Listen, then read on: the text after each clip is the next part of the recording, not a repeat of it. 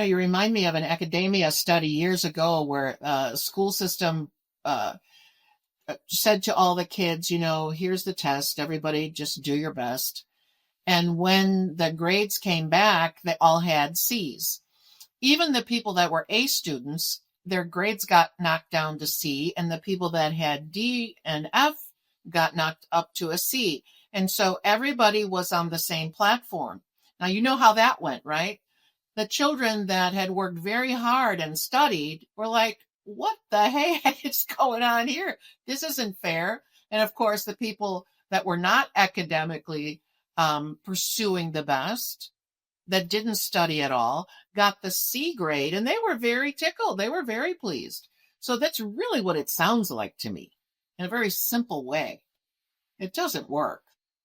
This touches on what you do too, as this whole idea of communism does not understand the basic idea of wealth creation.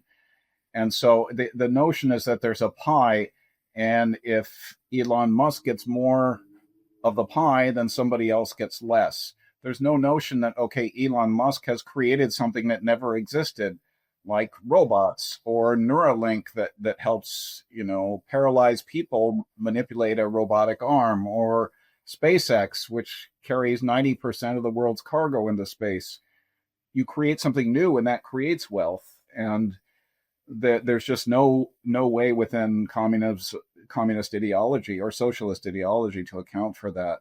Mm-hmm. And one thing that's very disturbing when we got back, actually, this is not that long ago, a few years ago, my university was going to host someone named Shi Van Fleet, who's a survivor of the Cultural Revolution in China. And she was supposed to speak there, and the student council somehow had authority to decide who speaks on campus, and they canceled her. This was Whitworth University now in Spokane. And what was their reason?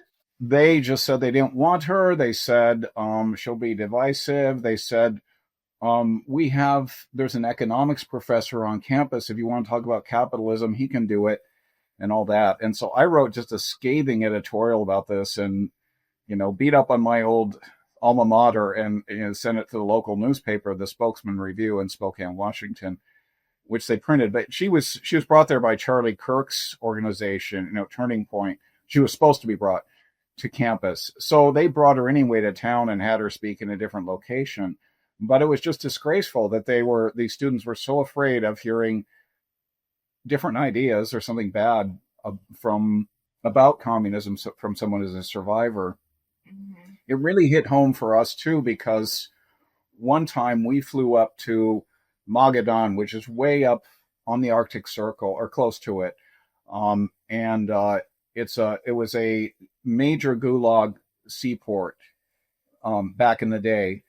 And so it was a transit port, and they were celebrating their 60th anniversary of they had been working as a Gulag port since the 30s, but it was the 60th anniversary of actually, declaring it a town or incorporating.